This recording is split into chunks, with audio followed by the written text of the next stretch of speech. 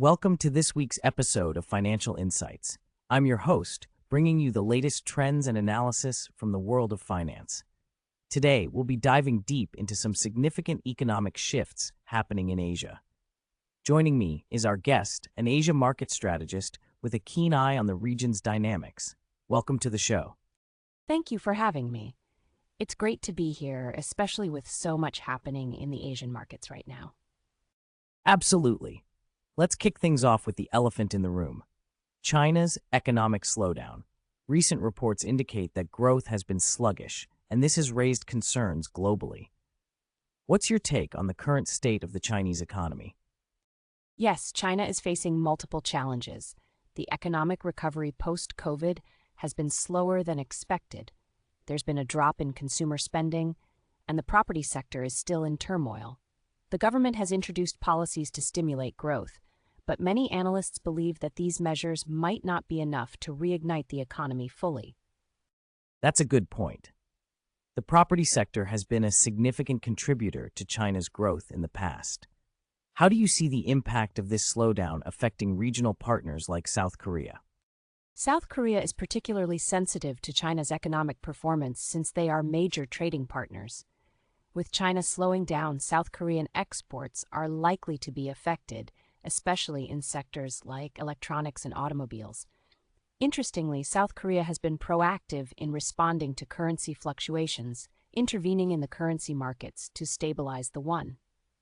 Yes, I've noticed that as well. The South Korean government seems quite determined to protect its economy from external shocks. What strategies are they employing in those interventions? They're primarily focused on limiting excessive volatility in the currency market.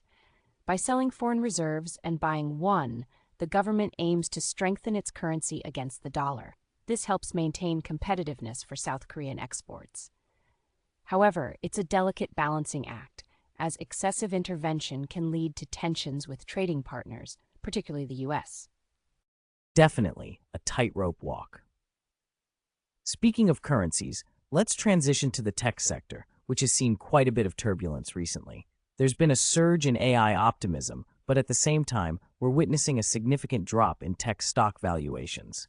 How do you see these contrasting sentiments playing out? It's a fascinating time for the tech sector.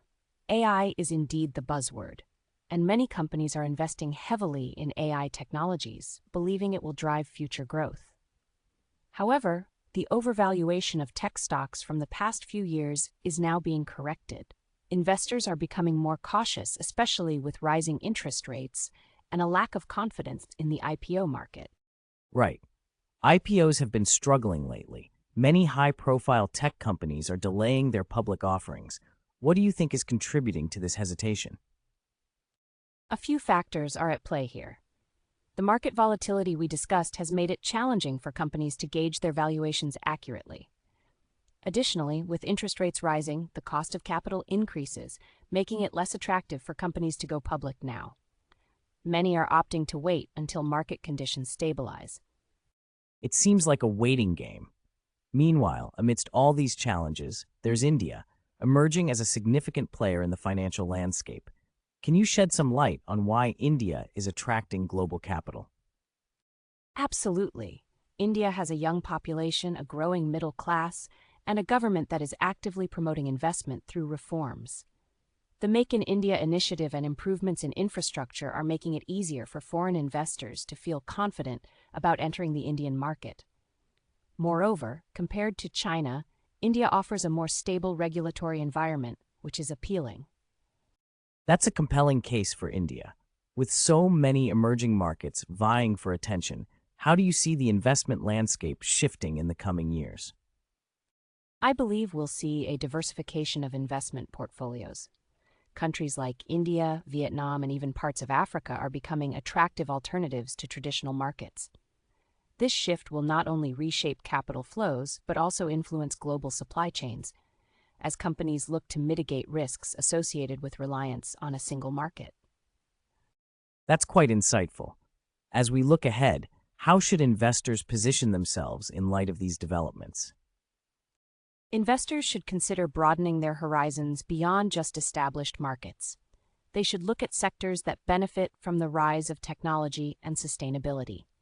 With the emphasis on AI, renewable energy, and digital transformation, there are ample opportunities in these emerging markets. But of course, it's crucial to conduct thorough due diligence as risks remain. Well said. It's essential to strike that balance between opportunity and risk. Before we wrap up, is there anything else you think our listeners should keep an eye on in the Asia markets? Yes, I'd suggest keeping an eye on policy changes in China, as they can have ripple effects across Asia.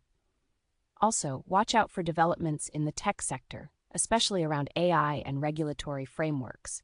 These elements will play crucial roles in shaping the investment landscape in the near future. Fantastic insights today.